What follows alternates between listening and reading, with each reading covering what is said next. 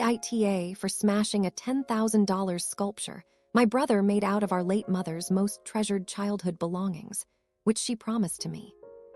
Hey Reddit, I'm currently staring down the barrel of a potential lawsuit. My family is in chaos, and I honestly don't know if I'm the biggest a-hole alive or if I was completely justified. I need outside opinions, desperately.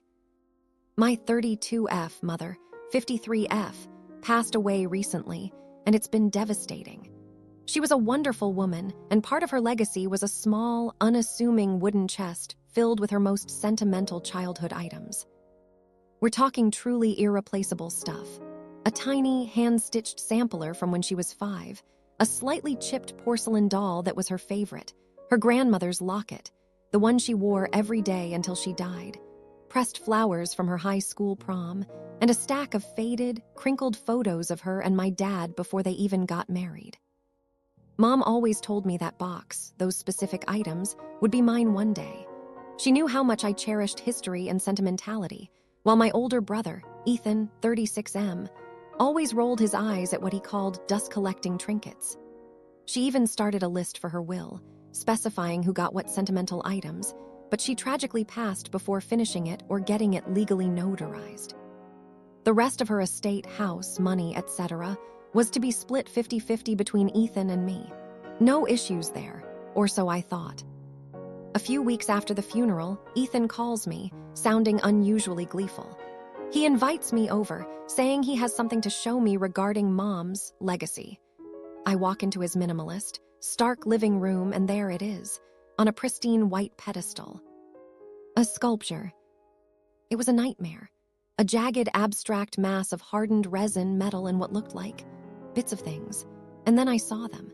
The faint outline of the porcelain doll's face, partially obscured, one of her tiny childhood buttons glued into a grotesque mosaic, the gold locket, my grandmother's locket, embedded haphazardly into the side, warped by some kind of heat or pressure. The hand-stitched sampler, my mom's first needlework, torn into strips and incorporated into the texture. Ethan, with this smug, artistic smirk, announced it was his legacy sculpture. He'd hired an artist friend, or perhaps done it himself. He was vague to create this piece, incorporating every single item from Mom's sentimental box. He then had it appraised. It's apparently worth $10,000. He said that since Mom's specific list for sentimental items was incomplete and not legally binding, those items were technically part of the general estate to be split. And he, as the creative visionary, decided the best way to honor her was to transform her scattered past into a permanent, single piece of enduring value, and that it now counted as his $10,000 share of the sentimental portion of the estate. I felt like the air was sucked out of the room. My heart was pounding, a cold dread washing over me. I looked at the mangled remains of my mother's childhood, items she promised me, items I'd always planned to pass down. They were gone, permanently destroyed and encased in this monstrous, pretentious art. I started shaking. I told him he was sick, that he'd stolen and defiled her memory. He just shrugged. You just wanted to hoard sentimental dust.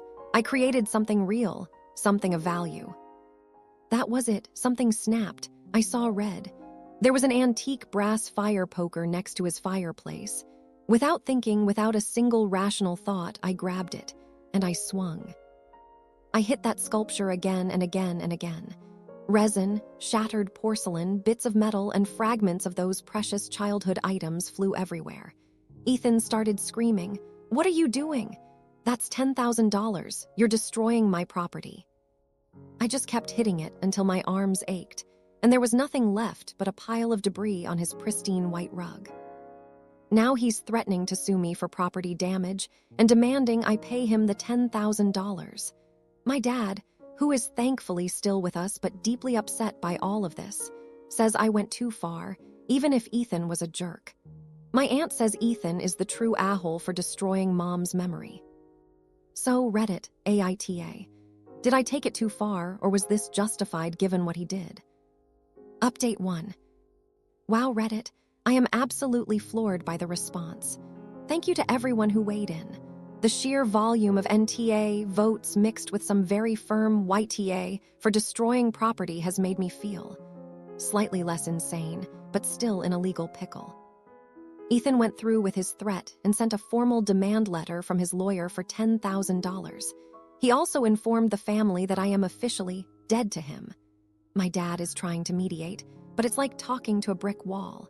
Ethan keeps repeating, "She destroyed my $10,000 art piece," while I'm still reeling from him destroying my priceless heritage. However, something unexpected happened. Remember how I mentioned Ethan being vague about who actually made the sculpture? He said it was an artist friend. Well, yesterday, I got a very strange, anonymous email.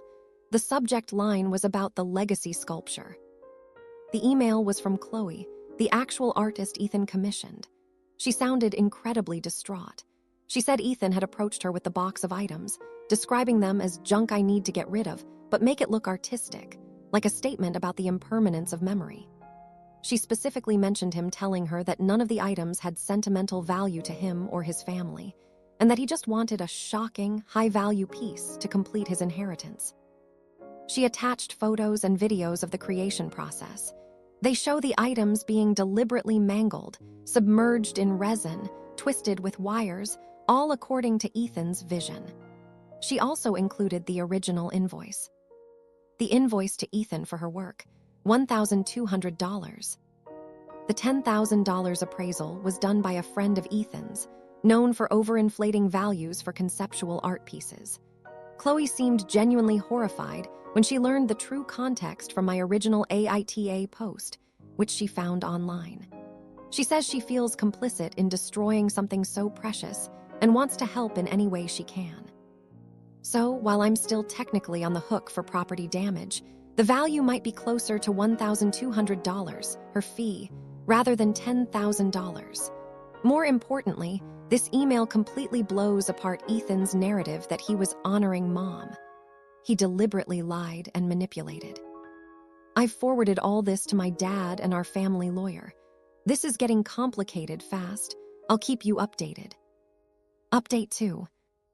Things have officially gone from messy to utterly explosive. After receiving Chloe's email and her evidence, my dad insisted on an immediate family meeting with Ethan. Our family lawyer was also present, as was Ethan's lawyer. It was tense enough to cut with a knife. I presented Chloe's email and the invoice. Ethan's face went from smug confidence to a pale, tight mask.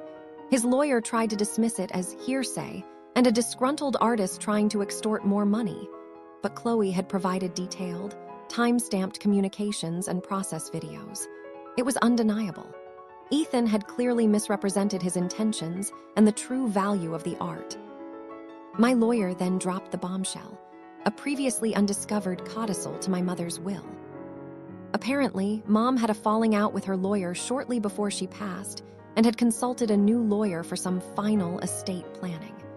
This new lawyer had witnessed her signing a codicil specifically outlining the distribution of her sentimental items.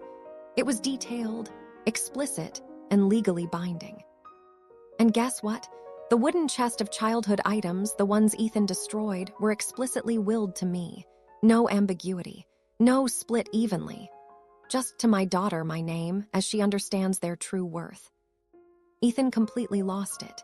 He started screaming, accusing me of fabricating it, accusing Dad of hiding it, even suggesting Mom must have been mentally unsound to make such a specific codicil right before she died. His lawyer looked stunned, clearly having been blindsided by this.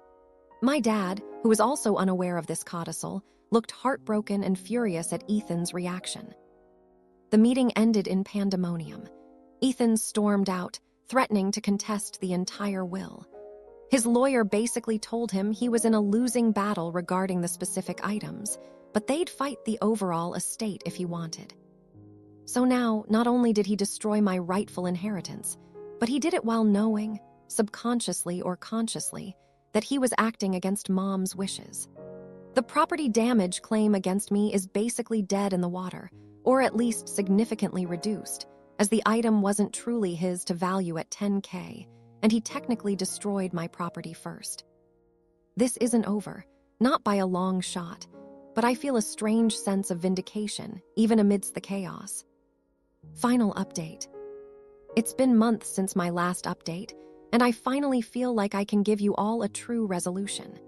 This has been an exhausting, emotionally draining saga, but I believe we've reached the closest thing to justice. After the revelation of the codicil, Ethan's legal position crumbled. His lawyer advised him that contesting the will based on Mom's mental state would be a futile and incredibly expensive battle, especially with the clear evidence of her intent. The property damage claim against me also vanished, as it was proven that the items encased in the sculpture were legally mine, and the sculpture itself was not worth the inflated $10,000 he claimed. Ultimately, Ethan dropped his threats of a lawsuit. The estate was settled according to Mom's will and codicil. He got his 50% of the financial assets, and I received what was legally mine, including the symbolic recognition that the destroyed items were always meant for me. The relationship with Ethan? It's completely fractured. He refused to attend any more family gatherings where I was present and has cut contact with both me and my dad. My dad is deeply saddened, but also very angry at Ethan's stubbornness and blatant disregard for Mom's memory. As for the sculpture debris, after everything calmed down, I went back to Ethan's place. He was out of town, having sent a mover to collect his remaining things. The pile of shattered resin, metal, and fragments was still there on the white rug. I spent hours sifting through it. It was heartbreaking, like an archaeological dig through a graveyard of memories. But then I found it. A tiny, unbroken porcelain hand from Mom's favorite doll. It had somehow detached cleanly from the main piece during my rage-fueled smashing, landing separately and remaining intact. And wedged beneath a shard of resin, I found a small, tarnished silver charm that had been part of my grandmother's locket. It was an initial M for my mother, a detail Ethan probably didn't even notice. It was like finding two tiny, defiant sparks of light in the wreckage. I carefully collected these two small fragments. I've since bought a beautiful, simple wooden box, lined it with velvet, and placed the porcelain hand and the silver M inside. It's not the box of treasures Mom promised me, but it's a testament to her memory, to her specific wishes, and a quiet middle finger to Ethan's destructive arrogance. So Reddit, thank you for being there through this entire ordeal. It turns out I wasn't the a-hole after all, at least not in the grand scheme of things.